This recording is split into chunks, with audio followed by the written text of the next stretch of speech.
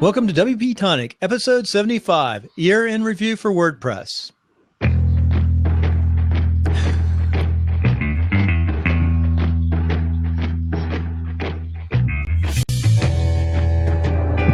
Today we got our favorites back, Sally, John, Jonathan, and me.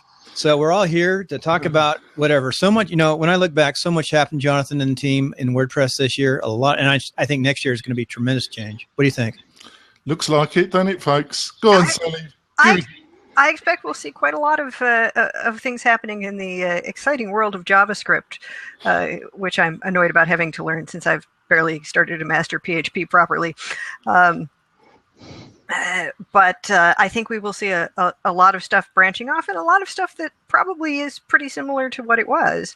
But I think we've made some interesting changes. I'm curious to see who Automatic will acquire next year. Yeah, it's just a shame it can't be me. I just hope one day Matt will email me. Here's a big check, Jonathan. We want a quality maintenance company, But we can all dream, can't we, Sally? Yes, well, I think they have underpaid staff at Automatic for that. Oh, don't break my bubble. Be nice to me. You've got a dream somewhere. Go on, John. So, what is going to be the end of WordPress now? PHP 7, JavaScript, themes breaking. Is it? Is the world going to collapse and WordPress finished?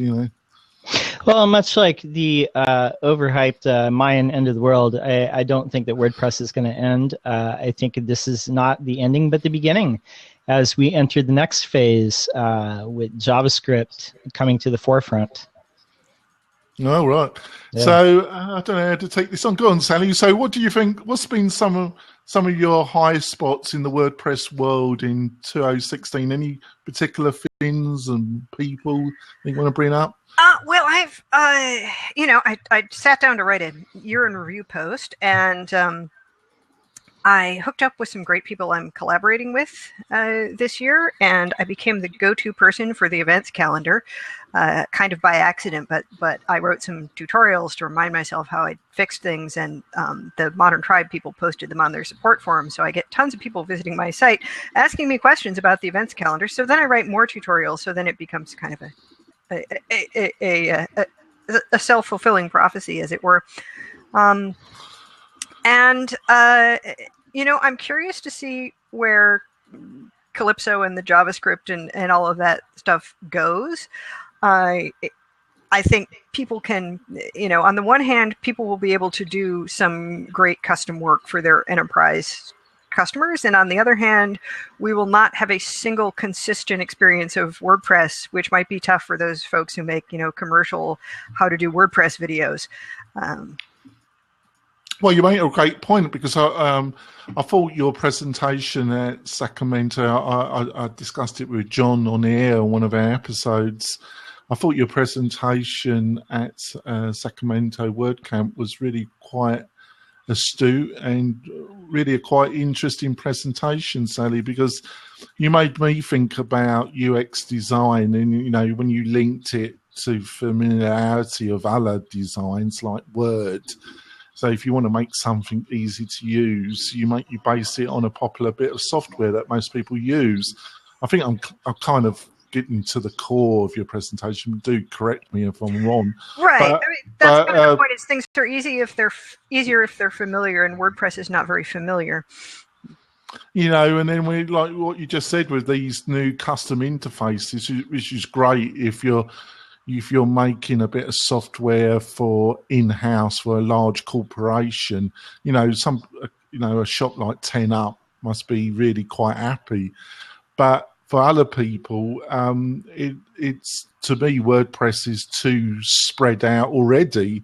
It needs more condensing and clarifying where certain, it's a bit like a plugin, find the settings of a plugin. It could be under settings, could be under appearance. I've known it sometimes be under tools. The settings could be in the plugin pane.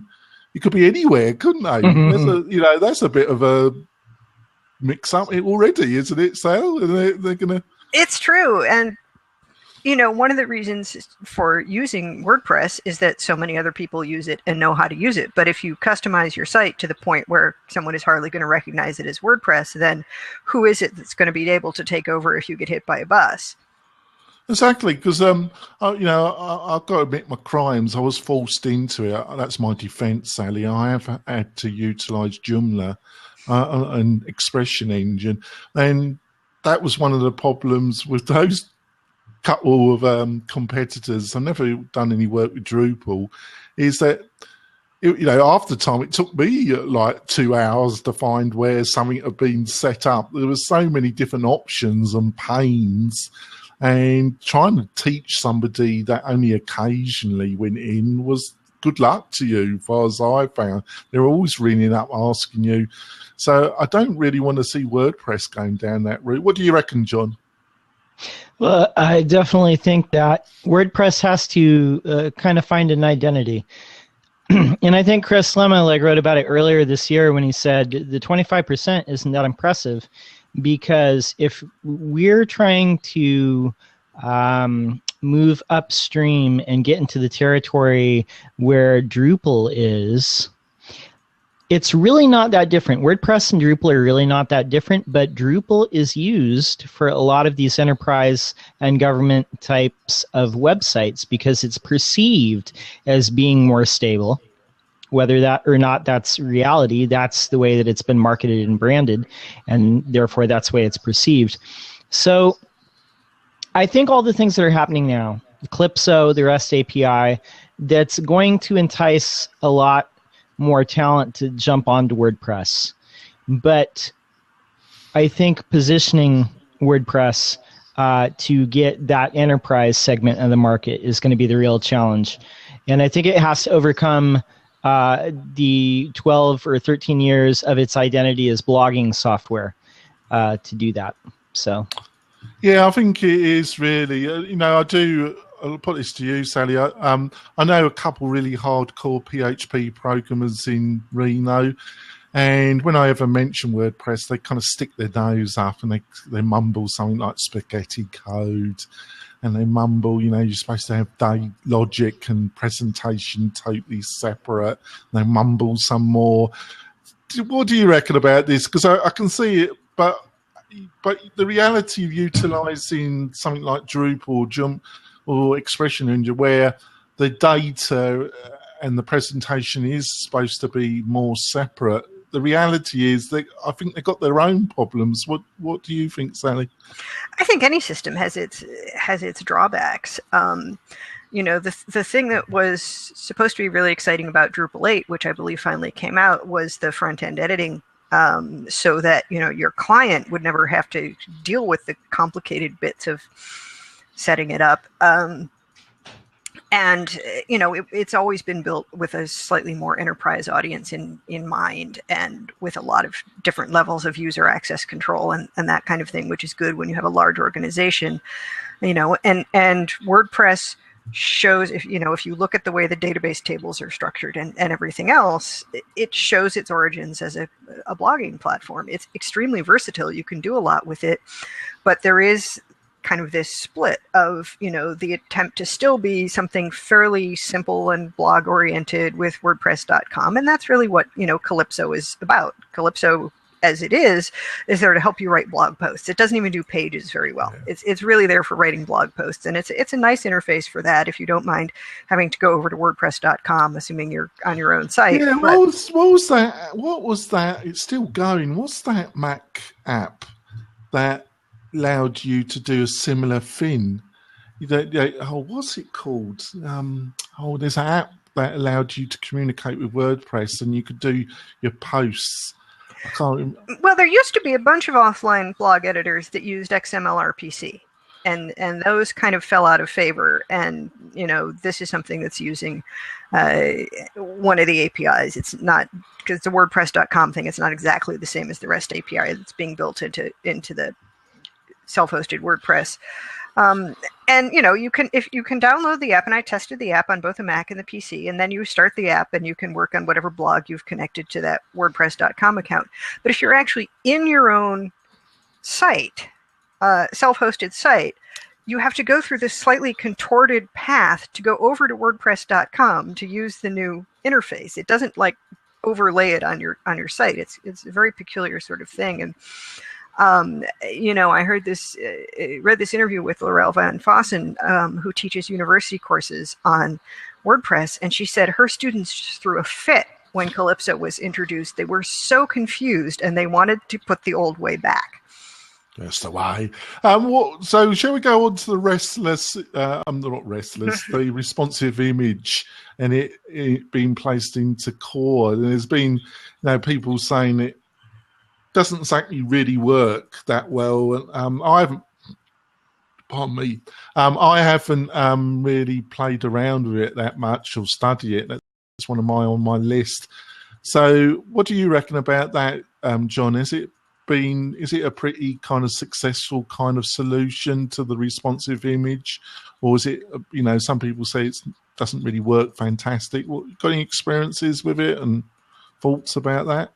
I guess I haven't really noticed any big difference because most of the time I'm trying to keep images within a responsive container to begin with.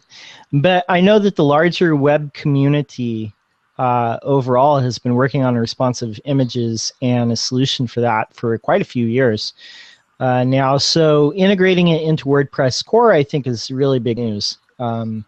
Definitely, because I think it will make it easier for people to develop. It's just one less thing to cause a pain point. So. Yeah, well, I'm always feel a bit guilty when I got to admit I've not been, but I was on a blab and the great John from Plugin Weekly came on, and he admitted that he hadn't messed around with PHP 7 that much, so it made me feel a bit better. I just can't keep up with it all. So I've been given a sign, folks. We're gonna go into a little break, and I'm my co-host take over the wizard, Bill Conrad.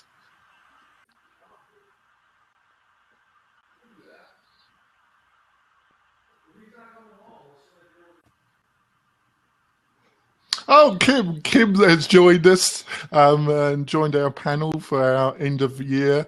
So, and Bill's gone into the background, the wizard. So Groundhog Day again, Sally. What do you think of responsive images? What's wrong with feeling? Are you hoping that if you ask me this question often enough, I might change my answer? I was hoping, actually. Yes. No, I like the steps that have been taken so far in terms of responsive images. There's an article in Smashing Magazine about this, which helps give you some guidance if you are a theme developer on how to handle this so that any custom sizes you have created for featured images will also be included, because what it does is it picks the next size of image that is in the same aspect ratio.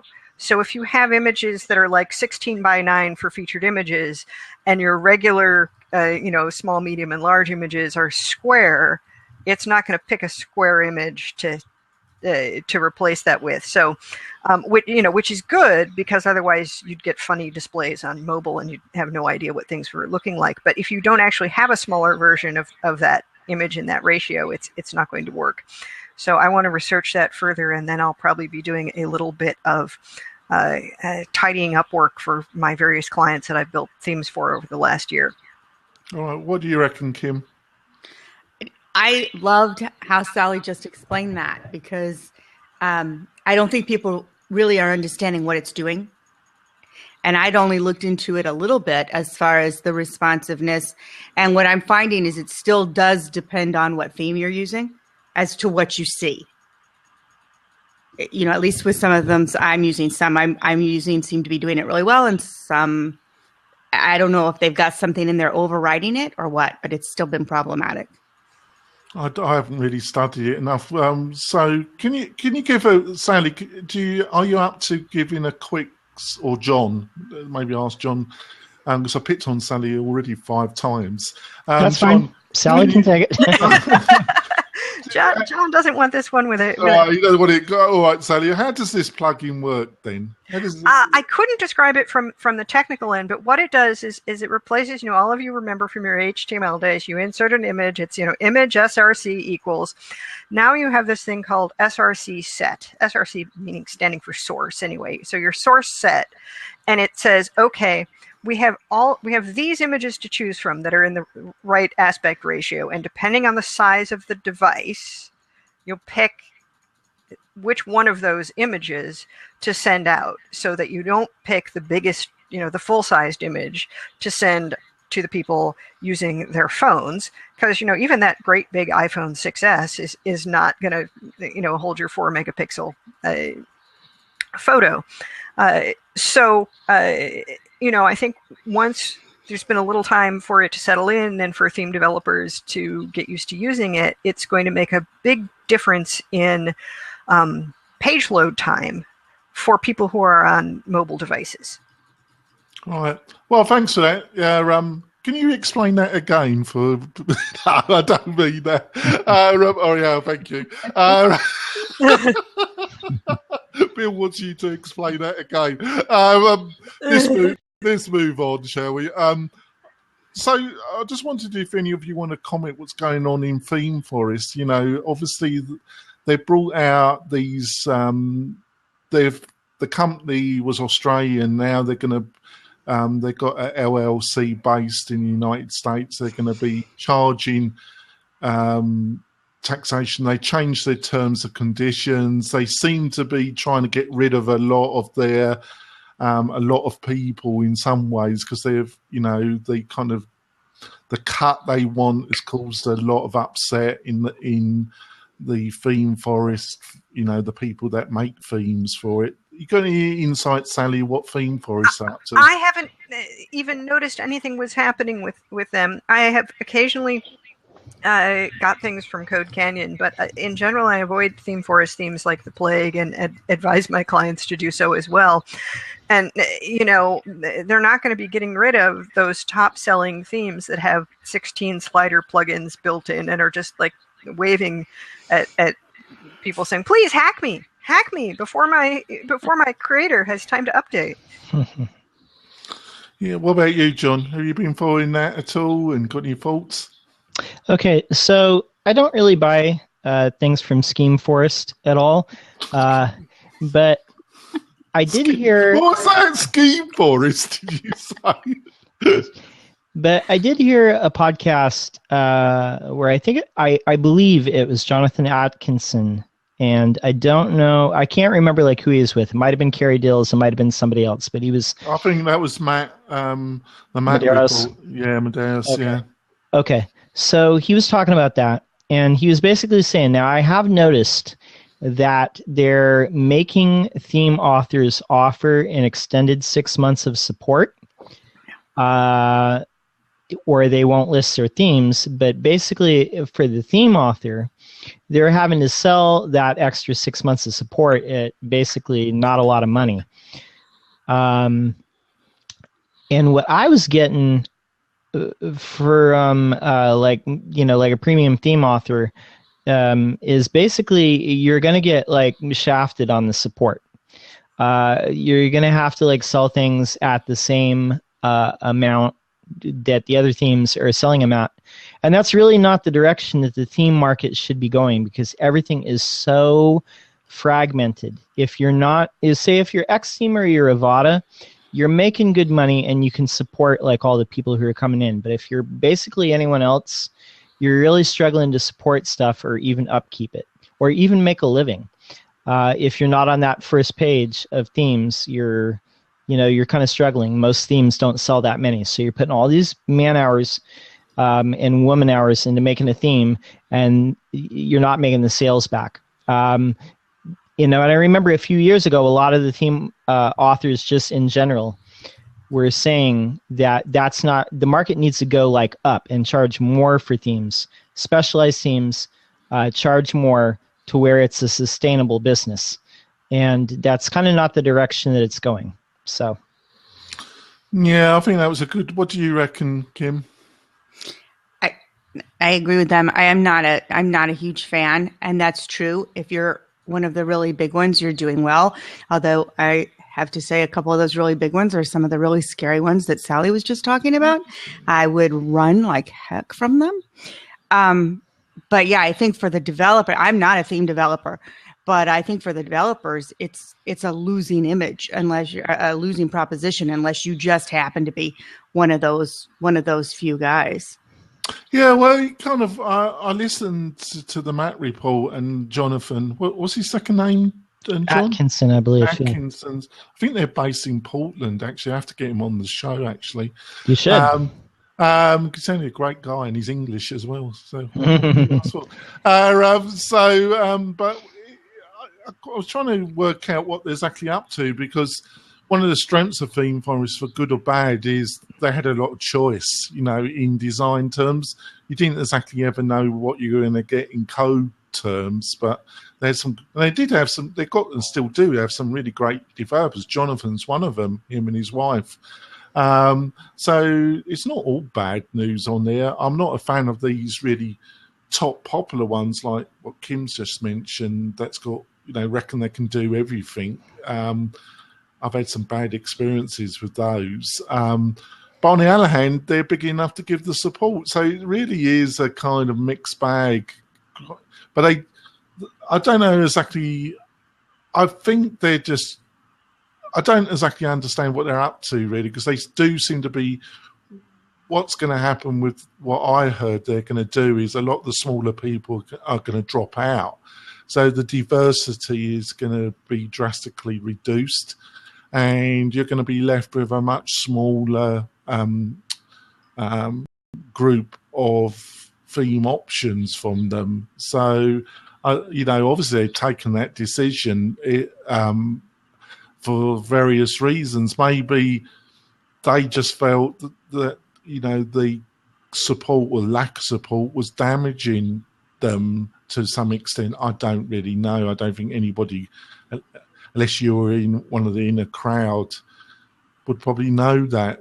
What do you reckon, John? Do you think I'm talking any sense, or I'm just dribbling?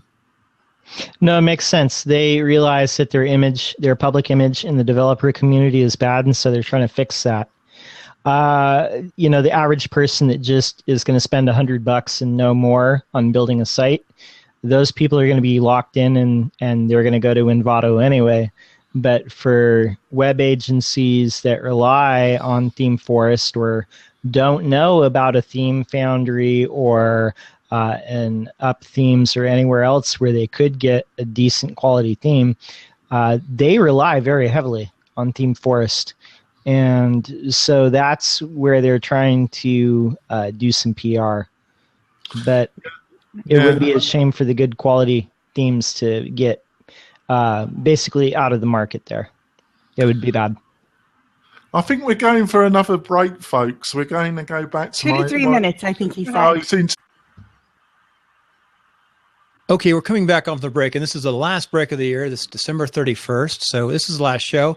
I'll probably edit this and get this up right away for the New Year's. Usually we go out every Sunday. But I want to thank Jonathan for putting this together about 2 years ago. He's the producer of the show. I'm the engineer backside guy, and I bring the business person perspective to WordPress. The people I have met from all our panel, we've got an amazing panel, about 10 people come on as regulars. Sally and John, you're really top-notch coming on. Kim's on today. And we have something we didn't have at the start of the year. We've got Blab, in which really allows us to get some good thought and understanding and fix things and talk about WordPress. So I'm looking forward to next year to actually engineering and working the backside of the show. Jonathan's producing, and that we go to number 1, because right now we've climbed from 30th to number 6 in the WordPress community. And there's about 100 people in our category on iTunes. And remember, folks, this is only about a 25 to 30 minute iTunes show. And that's what that's the stats we get, but we're on YouTube. You can listen live now. And one thing, I just want to thank everybody. So Jonathan, a couple minutes, finish up, and that's it for the year. John and Sally, great job. And Kim, you'll be back on YouTube as soon as we finish up here. Thanks, Bill. Thank you for your support, Bill. It's been right then, Sally. What's your highlight of 2015 when it comes to WordPress? Got any couple things that stuck in your mind that you thought were highlights? Gosh, I feel so stupid. I need to go back and edit my. I need to edit my year in review post because I forgot to mention this panel. And participating in this panel has been tremendous fun. And, I always feel smarter whenever I get to talk to Morton. There's been a great number of people. So it's very educational to be part of. That's definitely been a positive new thing in my WordPress life. And another highlight would definitely be speaking at WordCamp Sacramento. I'd never spoken at a WordCamp before. I was incredibly nervous. I hardly slept the night before. And it was just terrific. I really enjoyed it. The video is finally up. I've got a link to it on my blog. So if you want to watch that and weren't there, you can do it. And I'm hoping to do more speaking at WordCamps in the future. Yeah, I wouldn't, not just because you're my friend and you're on the panel. I thought it really was a good, fantastic presentation, Sally. And it was quite thought-provoking, actually. So, John, any highlights? What's your highlights for 2015 around WordPress? 2015's really been kind of a breakout year for me. Like this month has actually been my biggest month as far as like revenue, biggest month as far as like people coming to my blog. And I, like Sally, I never spoke at a WordCamp before. I got to do that. Thought I did all right. Sally did really good. I loved her presentation. I got to be on this panel with some amazing people, like with you and Bill. You guys have been totally gracious, like having me here. But, I got to meet a lot of smart and just really cool people like Adam Silver, Morton, Anka, just like all the guests we've had on, Shane Perlman, Pippin, just lots of great people. So it's just, it's just helping people in the community. I mean, that's really been the highlight for me, just helping people like, not just in WordPress, but just, people in general. It's been awesome. Yeah, it's been quite a amazing year when it comes to WP-Tonic. I was just thinking of the guests, and they're all been top notch. Morton, I think I did invite him, but unfortunately he can't because he's in Norway, actually getting totally drunk by now, probably. So that was his cop out. But our 50th show where he came on and we had like 2 hours of conversation was quite interesting. I think having the 10 Up crowds on, they're great. They're top-notch developers, but they're great people as well. I think having Pippin on, I was a bit starstruck. You were starstruck. Starstruck, thank you. Rebecca Gill was a great guest, too. Yes. Oh, Rebecca, she's from a bunker somewhere in Detroit. Carrie Deals, she's always a laugh. She's a bit of a character, isn't she? I think she's the only person that we've done a live interview in, and she did it in her car. I listened to that just last week. That was quite bizarre, but it was a very good link, actually. But she's a bit of a character, to say the least. But she's got a great heart. I think one of the things I've learned, and it's probably cliche, but generally, there's the odd one that I've had has been a bit snotty with me. But generally, the quality and openness and the genuine very likable people in the WordPress community. Like I say, it is a bit of a cliche, but a lot of it's true, isn't it, Sally, isn't it? Yeah, the community is terrific as a whole. They're normally small business owners or medium-sized business owners, and they're quite a down-to-earth, been through the trenches, can show the knife marks. They're pretty down. What do you reckon, John?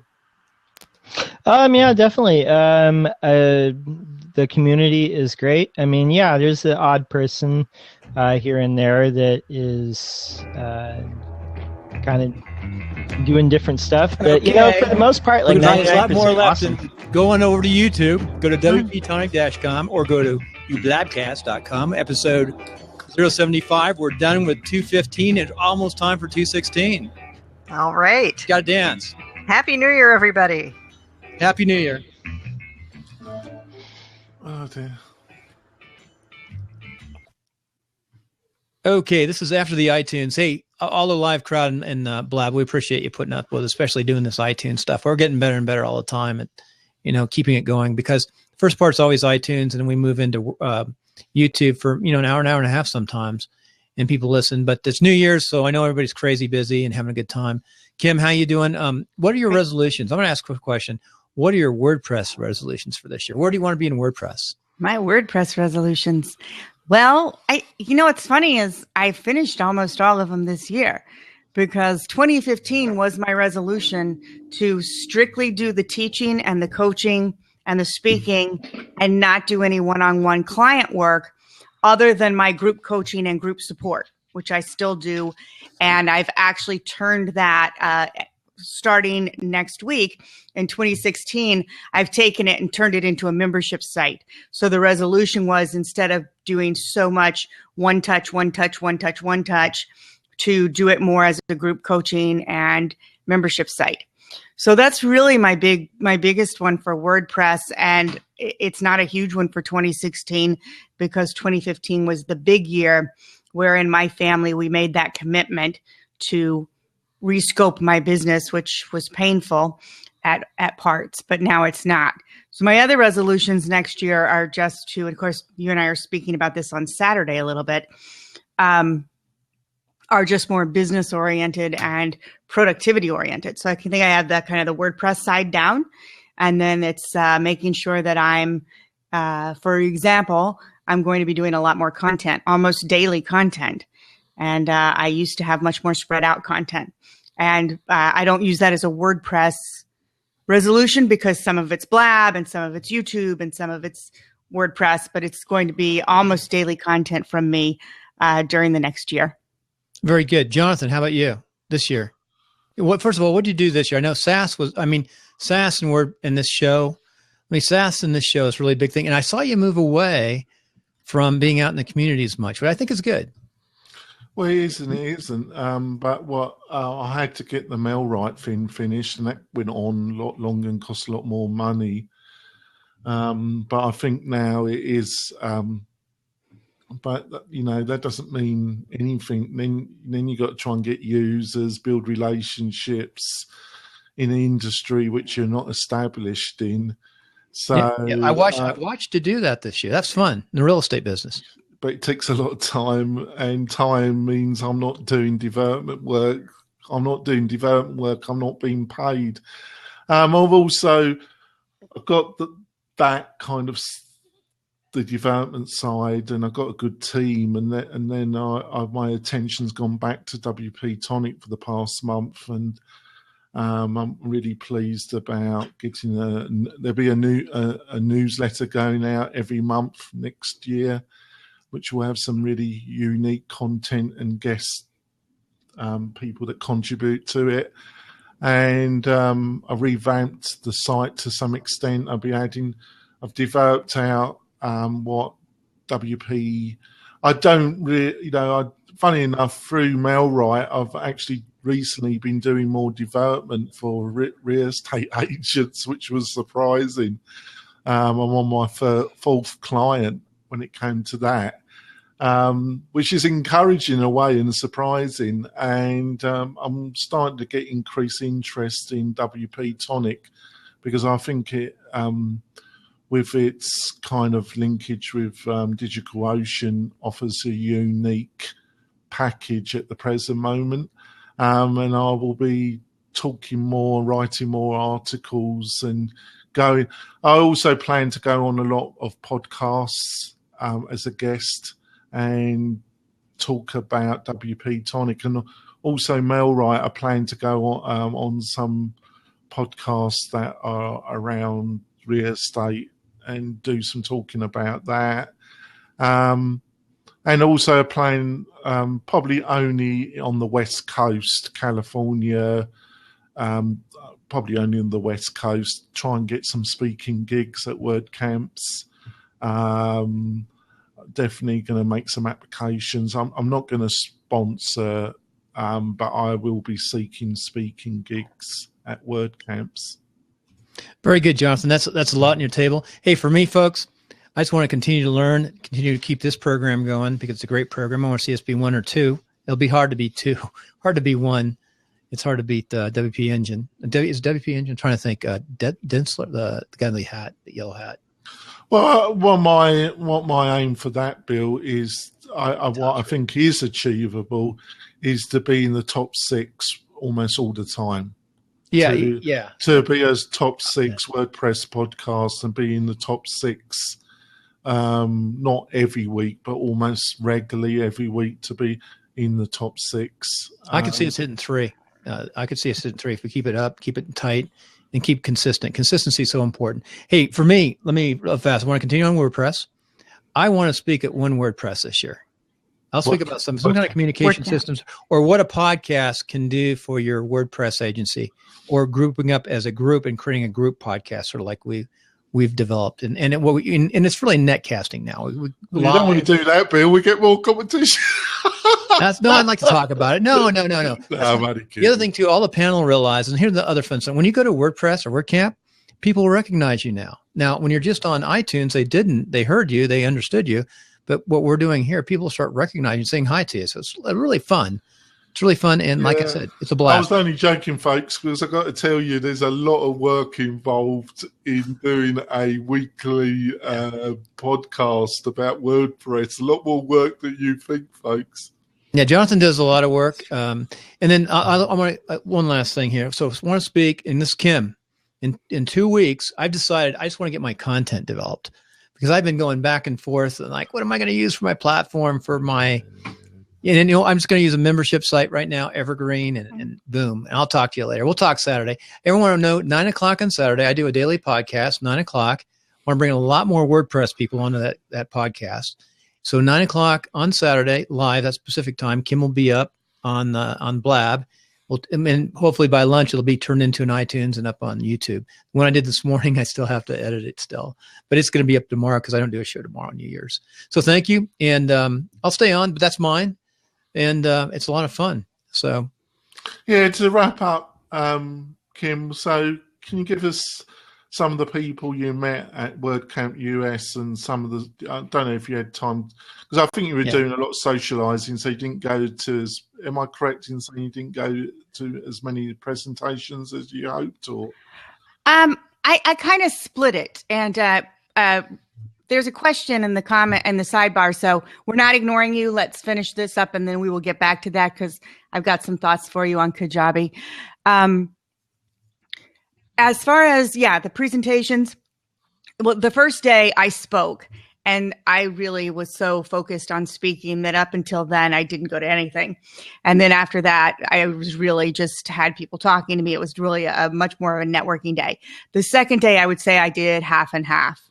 Half presentations and half actually, because the one thing with WordCamp US, I mean, I love WordCamps. I would love to be someone who just gets to fly around and go to WordCamps. That I've got to find a way to make that my job, because it really is so, like you were talking about before, the community and all that. WordCamp US, I got to meet people, like Pippin Williamson, like Matt Majerus, people who I've followed for a long time were actually there. So I was taking my chance, my chance to actually go talk to them and then continue to catch up with people I know and love already from WordCamps like Steve Burge and Topher Kanabi and some of the other guys that I've met, across the other camps. But the presentations were fantastic. Those were just name dropping a few of the people I got to talk to and have a great time with. And then the other thing that I found, at least for me, different with WordCamp US that I took advantage of was so many people from Automatic were there. I think because it was WordCamp US that I actually got to sit down with, like, for example, I had the questions on Calypso and JavaScript and all that. And I actually had developers sit down with me, open up their, laptop and say, here's why we're doing this. And here's some ideas. And that type of connectivity, I wasn't going to let that go. So that was really big for me. Did you see any presentations that kind of stuck in the mind at all? The biggest ones, and I did actually a whole blab on WordCamp highlights and a blog post on it. And so there were a lot of presentations that struck me. The biggest ones and the biggest theme going through it was accessibility. And I found out that I'm failing miserably. Yeah, most of us like are. I'm really good with, making sure my alt images text is there and my text is there. But I sat down with a person and actually being able to tab through my site, which is kind of important for the keystroke options for accessibility, non-existent. Yeah. So actually that is one, Bill, I should say. I had said it when I did my recap for my blog post. One of my resolutions for 2016 is that my sites will in the future address that. They will be accessible. They will be keystroke accessible. They will have better contrast, things like that, because I think it's important. And I think it wasn't something I was trying to be ignoring people in, but I just was ignorant in that. Yeah, I think we might do a couple of episodes next year about that. So do you want to answer this question? What is Kajabi? Kajabi is a third-party hosted membership site. So think, how we've talked about Teachable and Teachery and the Rainmaker platform and all for training courses. Kajabi is similar. It's for membership sites. And if you guys have talked to me, that was one of my big things from this last year was getting to talk with you guys several times. That's been really awesome for me.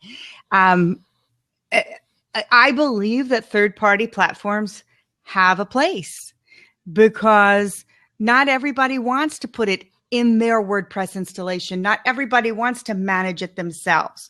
So if you want to go to something that is fully hosted for you, Kajabi is one of those options for membership.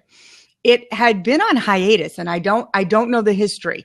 It had been out several years ago, and then it was kind of gone for a while, and then they did a big relaunch just recently. So I have to say I have not used it since it relaunched. Originally, I got to go in because I knew some people who had accounts. I have not seen it since it relaunched, but looking into it, I will say it is one of those third-party platforms, and there is something to be said for that if you don't want to manage it with your own WordPress. Now, at the other side of that is, if you want full control of your membership site, your online courses, which I'm hoping you're going to plug into your membership site because I'm that online course lady, then it might not be for you because you're not going to have that control. You are playing in their sandbox and you have to play by their rules. I think we had this, when we did that great series of episodes in a row where we went through everything with your help. I think, it's a bit like there's a time and place for everything. I think if you're developing your first course, you should look at a hosted, fully functioning system so you can just concentrate on the content, because without decent content you can have all the rest of it all set up but it ain't gonna fly. So I think if you're doing your first one, you should just concentrate on a turnkey solution, and then maybe your second and third one, you then, after you've you worked out the bugs in your content and you've had a good, you're getting increasing interest, then you go on to a more customized.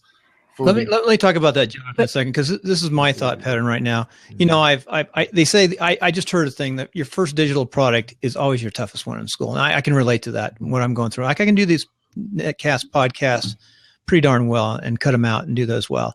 But creating a digital product is a whole different thing. There's a lot to learn. But that said, even at my level of WordPress, I think I'm at my level, I should be using a plugin and maybe just a membership site to get your first, membership site to get your first up at my level. Now, listen to me, listen through.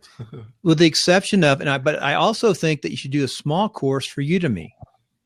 But I really do believe if you know as much as we know in WordPress, that a plugin with a simple membership site with just your courses hooked in is not a bad way to go. And you can figure that out. Kim can teach you that, right? I think that's the way you would lean, wouldn't you? I mean, I looked at these other schools are good, but you're going to be spread out too. Now you're going to be all over the place. So maybe Udemy and your own site, because if you control your own site, first of all, you're giving away a lot of revenue. Yeah, don't get me wrong, Bill, because there's no perfect solution, but it's a bit like being a theme author or a plugin. You know, you go to Theme Forest, and people like Pippin started on these marketplaces, and they built a following because, you got to give them a cut, and you're not branding yourself. But what they've got, which you haven't, is they've got audience, and getting an audience. I'm talking about anything. Plugins, whatever you want to do. They've got audience, and getting an audience is tough. And basically, they're doing a lot of, or they should be doing a lot of. They should have the processes and some resources for you, because just getting the content done, that especially now where in almost any form of online marketing, the level of professionalism and the amount and the quality that you're going to have to produce to actually get any kind of result or get people to buy in is going to be higher than it was a year ago. And my personal belief is you should be concentrating on the quality, and then if you get a good some people buying it and you get feedback, then you can move on to a more of your own kind of setup. What do you reckon, Kim? All right, here's the thing. Dying to jump in, wouldn't you? I am dying. I'm like, Jonathan, be quiet. Let me talk. Well, you did have a fair old. I say that all the time. I know you do, Bill. Okay, no. What happens is this. That's why I do think you should have a Udemy course, because Udemy is a marketplace and they do have an audience. I believe you need to build it on your own site unless you really want to hand that off to someone else. But Teachable, Teachery, and these others, they're not a marketplace. They are just a place for you to build it, but you still have to send all the traffic there. So you don't have that same Envato, Theme Forest, Udemy. So Udemy, I think everyone should have. I haven't put mine out there yet. I have to, because it is a marketplace. My thing, though, that's different with online courses and membership sites, when you talk about doing something like a Kajabi, and unless they've changed, by the way, Kajabi is not a marketplace. It's just like Teachery or Teachable, where you still have to drive all the traffic. Here's the challenge with a membership site. If you're planning on building something and you're going to charge someone every month, every year, every whatever, it's watch your language, Kim. It's a pain to move. Mm-hmm. I can see that. Because everyone's going there for a membership site. Now, if you're just holding one course, like Bill, that audio for video course that you sent me that I'm now taking, and he's doing that on Teachable, it's one course, that's fine. But if you build up 500 people on some third-party membership site, and now you have to bring them back to yours, your churn is going to be pretty dangerous, is what my concern would be. So that's where I think there's a place for those type of membership sites. But again, everyone who's ever seen any one of my presentations, start initially, plan, what are your goals? How much do you want to manage? But I believe that if you're going to commit to that in a membership site in particular, it's a long-term commitment, whichever way you go. I think we're getting at cross purposes here, Kim, because I do totally agree with you. I don't think if you're not going to a marketplace, and they might, but if you go into one of the leading marketplaces, I've seen their Facebook advertisement, their banners on website. They're not doing any marketing for you, but they're marketing their brand. So they do drive eyeballs to the website. But if you're not I wouldn't, unless you're going to utilize a marketplace for the first one or two actual courses, I wouldn't go and utilize a non-marketplace fully hosted solution. I would do exactly what you said, but the difference is I would utilize one of those marketplaces for at least the first and second, then I would go on to my own hosted solution that I have full branding and full control over. Mm-hmm. And that's Tim's what I recommend, or doing it even in conjunction with each other. Like, well, if you've got the bandwidth, but I think a lot of people now, it's only my opinion, Kim, is if you're doing your first or second course, you really got to be concentrating on the actual content, because otherwise, so anything to do with online, Kim, is that the problem with it, especially you starting, especially now in the start of 2016, the barriers of entry, are ever increasing, and those barriers is the quality that you've got to produce to get a results. So, the days of just knocking up a quick PDF and throwing them up are rapidly disappearing. I know Bill spoke, I forgot the lady that you were interviewing a couple of days ago, Bill. Jessica. Well, she pointed that out, the days, when you were speaking to her, the days of just knocking up a quick PDF. She's saying now that what she's having to think about is doing a whole series of videos that she offers if you sign up. So you really, the offering that you're going to have to make to get a person to sign up and give them your name and email every month is increasing. We have the baby again. No, it's Blab, YouTube, Blab, YouTube, iTunes, along with, I didn't finish it, ebook, all those different things you got to get out there. There's a lot to do. This is not an easy business. That's true. That's why, that's part of why I teach and push doing the online courses, because a PDF's just not going to cut it anymore. And more people are going to do online courses, but it still allows you to step out, especially if you do a good one. Yeah. Because, again, I'm sorry, folks, but a YouTube video and calling that a course, that ain't going to cut it anymore either. That used to be the days where people just, oh, that's a class. That's not a class. Yeah. And people are becoming savvy to that. Yeah, but, it's a really difficult one. I think I forgot his name, the Canadian guy, Dotto. Steve Dotto. Dotto Tech. He's great. He had a history in Canadian broadcasting, but he's it's freely available on iTunes. The process that he's gone to increase his YouTube following, and the basis of his business is training, isn't it? He gives online training about different applications. But his true classes are not just a video. His YouTube channel is a video, but he doesn't try to sell that one video as a class the way some people used to do. The point I was trying to make, Kim, is that he utilized his YouTube, I call them micro courses, micro giveaways, as a driving mechanism to build his authorities, his social authority, and also build up a mailing list, and also build up views on his YouTube channel. So he had an audience pre-prepared that would buy his more serious courses.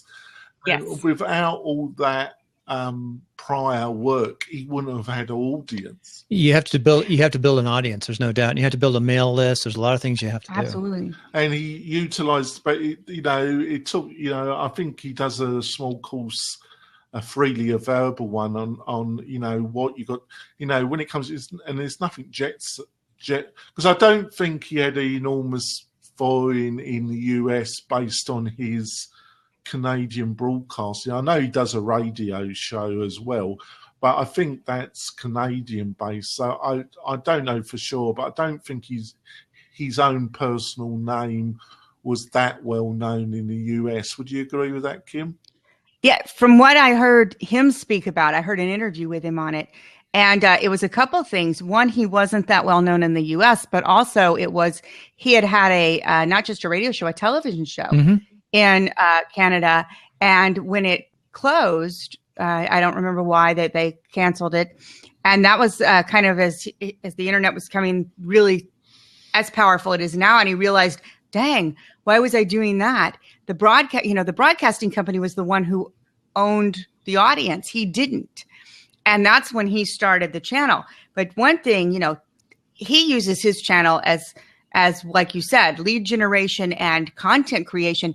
And I don't know if he still does it, but I know at one point he was posting videos every single day. That's amazing. I mean, I don't know if he still does that. I still follow him. I've paid for some of his paid classes. I love him. I think he's great. But that's one of those things people have to know. Whatever you're doing, you've got to put in the work to build the audience to get to that. Well, Absolutely. he went through the stages of having only like 10,000 followers of his channel, getting it up to 20, getting it up to 50. It took over a year to get up to 100,000 followers on his YouTube channel. And the actual, doing one of those each day, doing the editing of the video, putting in proper titles, the actual production, and just doing it every day and sorting out the sound and all the other factors. But, it became everything he had to do to become a kind of machine, a production machine in one person to produce the quality at the standard, and also do all the social media, everything. He worked out schedules. He goes through it all, but it's just the volume of work you've got to do to get yourself into a position where you've got audience where you can market to. Absolutely. I think that's absolutely true. It's just, there you go, folks. Sorry, I put you off your dreams, folks, but if you keep at it, you might. But no, and that's one of the things we talk about a lot in my classes is the hype versus the, because I do teach the online courses and the membership sites, but Bill, you've taken my classes. You know that I don't just sit there and go, rah, rah, rah, build a class, and you're going to make $40,000 this weekend. Unfortunately, you hear that from people, and that's just not reality. No. If you have the right market and you have the right audience you've built already, maybe, but that's not the the internet marketing pitch of just throw this up and you're going to make, thousands of dollars while you sleep. It just doesn't work that way. Jonathan, I have a friend who's an engineer in the oil petroleum business. He left Reno and had to go back to Texas to work. He dumped in close to $50,000 with gurus trying to get online. And Jonathan, I like him a lot. He's a great guy, a nice guy, but I just can't believe he did what he did. And I just went to one of his links, and I had some plugin in the back and said, warning on this link, it could be malware. Remember that? Remember this the stuff he was doing? Yeah, because he's, the quick money. There's no such thing as quick money. It's hard work. You build, and one day you wake up and you got it. Exactly.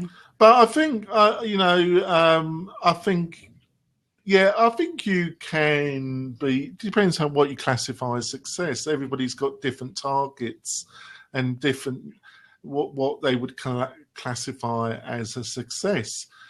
He was, but he does, I think when it comes to the video and getting, but like Matt from the Matt Report, he's done some podcasts about the reality of getting people to your YouTube channel, because they did spend a lot of money on, good quality videos, and it kind of cut back on that to some extent because they just wasn't getting the subscribers that they were expecting. But on the other hand, when he's discussed it, he said he still feels it was worthwhile, the video production they did, because in some way it led to them. They've built, by the way, the Matt Report, folks, it's a leading WordPress podcast. But also they're a custom theme shop based in Boston, in the Boston area. And he said through those YouTube videos, they became, they started to build up a reputation with universities in the East Coast, and they've done a number of high-profile WordPress custom developments for a number of East Coast universities. So he said even though it didn't work, they were thinking they were going to utilize those series of YouTube videos in a way of getting more sales to their themes. That didn't pan out, but it did pan out on another side of their business. So I thought that was quite interesting, because you don't always know how something's going to work out. You know, and Matt's no idiot. He's a very experienced business individual and does a lot more research than I do about what areas he's going to target him in his business. But you never quite know how something's going to pan out, do you, Kim? No, you don't. And you don't know, like you said, you don't know where it's going to come from. You know, I think all of us know a lot of podcasters, a lot of videocasters, netcasters, as you like to call us, Bill. Yes, netcasters. And, you know, it's not, there's not a single point of monetization. Sometimes it's an aspect where you do get sponsors, et cetera. Like Bill, you put Entrepreneur on Fire in there, and he's got, of course, John's got multiple streams of income coming in. But for some people, it's just further credibility and building up their other business, which I think is what happened a lot with Matt Medeiros from the Matt Report. And that's why it really strengthened that. And that's why I do WP-Tonic. I'm quite clear about it, folks. I want you to go to the, you know, like me, see how crazy I am, folks, and then go to the WP-Tonic site and sign up for our maintenance products. That's why I'm doing this show, folks. I'm not just doing it for the love of it, folks, but we have fun as well, hopefully. Sometimes. Yes. I do want to kill Bill on a couple of occasions. Oh, yeah. I want to kill Jonathan, too. Yeah, you do. I'm on your hit list. Yeah, go email me something right before the show. Like 2 seconds. Instead of working on commercials, there's so much to do. I'm really actually leaning, I need to spend 80% of my time on production of commercials, networking, systems like that. One of the ways, here, we've got about 10 more minutes. This is how I plan on making some money this year. My wife and I are both licensed brokers. I'm a general contractor in California, though I've been out of the business a long time. So I'll try to put a referral system in place for real estate. And, it costs nothing to get that referral system in place. We find the best agents in your community because my wife's CRS, GRI. We've got 50 years between us. And so that's just some services, some things you can do. But you got to make a lot of different sources. I just put in my netcasting, even though it's a little tiny money, you got to do it.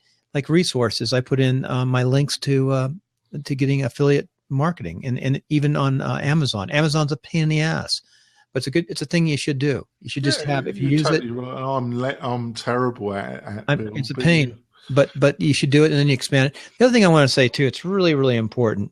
No matter who you are or where you are, if it's 2, 3, 4 people, group up in a team. Generally, we're not competing against each other at all. There's nothing to compete against. I mean, I'm in Reno. I'm not going to worry about any work from Reno. So we're not competing against anybody. It's not like a normal brick and mortar business across the street.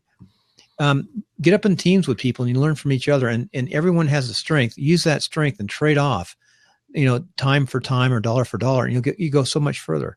Yeah, my position on this in the WordPress community is I don't worry about anybody in the WordPress community because the reality is, hopefully, it's still a growing market, and I still think it's still a strong market.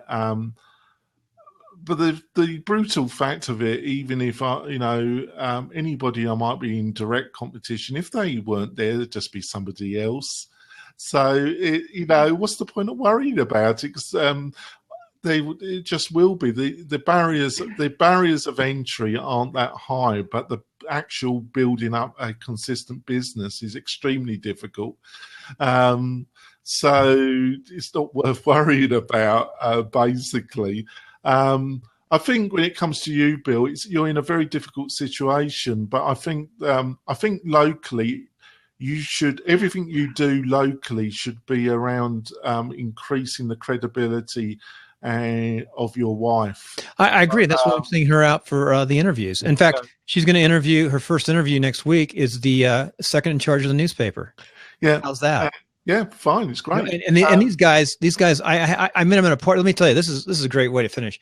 I'm doing that, and that's working. And luckily, I have another industry to work into. Sorry to interrupt you, but we're doing that. It just takes time. Stuff that you have to work at. You got to work, right? Kim, I think when I interviewed you on your timeline, I think one of your success principles, the first one was you got to work hard. Yeah. So I think you're in the lucky position that you have got your wife, because in the long term, it will pay dividends to you as well. But in the short and medium term, you should still do a lot of stuff locally, but it should be all around building the brand, which is your wife, her, not her me. name, and what she does. And, you know, and also I think you need to be much more methodical, helping her with her social media outreach and building up her email list. And you really, in 2016, have to get on with that. When it comes to you, I think you're in a difficult position because the problem is, Bill, is doing a daily show is great, and then having a chat and you meet a lot of people and you get your name out, and it's all great stuff. But you still got to be religious enough to have enough time to actually get your product finished and get it, because building up, you know, getting to know people and it's all great stuff, but it doesn't pay the bills, though, does it? No, but that's what you said is really important. I broke away from that. This new platform, I don't know if anybody else taking Blab and putting up into YouTube and iTunes within a couple hours every day.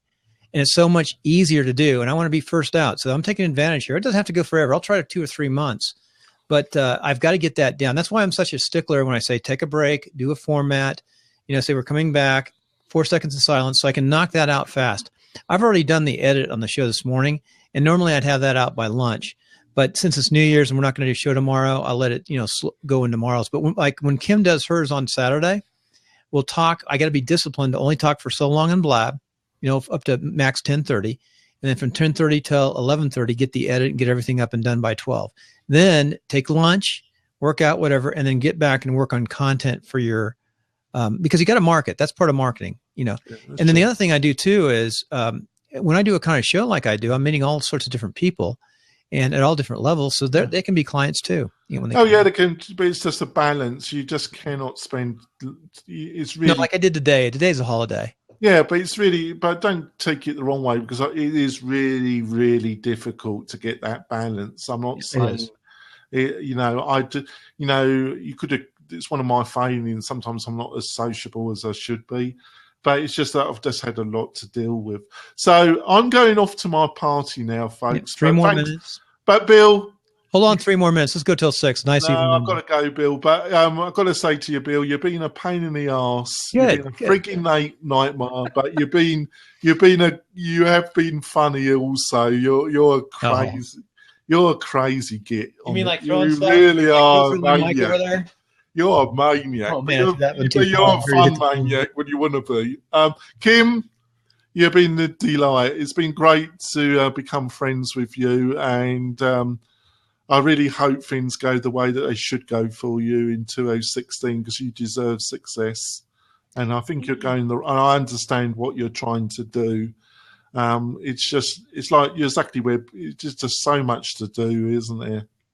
There is. And I just, 2015, like I said, I'm so grateful to have met you guys. This has been so much fun having that you've invited me on your various podcasts and groups. And I've really enjoyed getting to know you and brainstorm and know the other people also in your panels, because that was something kind of missing for me as far as that level of interaction, except when I was at like a WordCamp type thing. Yeah, I'd just like to finish, folks, those that are listening, I hope you have a great 2016, and I truly hope some of your dreams and dreams come true in next year, and just keep at it, folks. Half the time it's just turning up is what all you got. Just keep on turning up and having the resources to allow you to do that. Let's see if we can dance a little bit out of the last of the year. I'm off. Are we See gonna you later, dance at the end of folks. the We got to dance. Bye, everybody. Happy New Year. Oh, he didn't dance. He isn't dancing. See, Jonathan, he didn't We'll dance. We'll dance. I got to give him a hard time. Yeah, I got to do some remedial training on, one last thing. Here's another thing. Here's one of my goals that I found. For 2 years, I did streaming video for a nonprofit organization with the intent of training them to do it themselves. I built their webpage. I manage it. I do a lot of stuff for free. And I said this year, I said, that's it. If you train, I'll come show up, but you got to have your own equipment. And they've got plenty of money. And you got to have volunteers to do this, because it's not that hard to stream it. And I'll be in the back. I can check it like from the back. I can call you in the cell. I can tell you it looks good. And but I want to be a teacher. I want to empower people. I don't want to be doing it all the time. Yeah. You know what I'm saying. I do. So Absolutely. hey, I'm looking forward to everyone. Saturday, 9:00 Pacific, 12:00 Eastern. Kim will be on the very first show for timelines for 2016. Oh yeah, I'm excited. Nice. I'll see everybody then. 2016, and we'll talk about, look back a little bit and look forward, and we'll really start focusing at the next year and focusing. Well, thanks. You get to finish up this show. Isn't that fun? Yay. Yeah, this is fun. I wonder what Jonathan's doing tonight. He said he had a party. He's chasing women all over the place in Carson City. Is that it? Yeah, see, it's 9:00 here on the East Coast, and I'm going to be pretending like the ball just fell, and I do my normal go to bed about 9:30 because I'm up early. So I can walk. Happy New Year, everybody. I don't live far. I can walk down the Truckee River 45 minutes, and Reno has an amazing firework display downtown. It's just amazing. But and we even bring the girls down there. It's a big party because most people come from outside. But I don't think tonight. I'm just going to work, and tomorrow I'm going to be working on my course. Good. You need to be there. So thanks, everybody. I'll see you guys later. Bye. Happy New Year, everybody.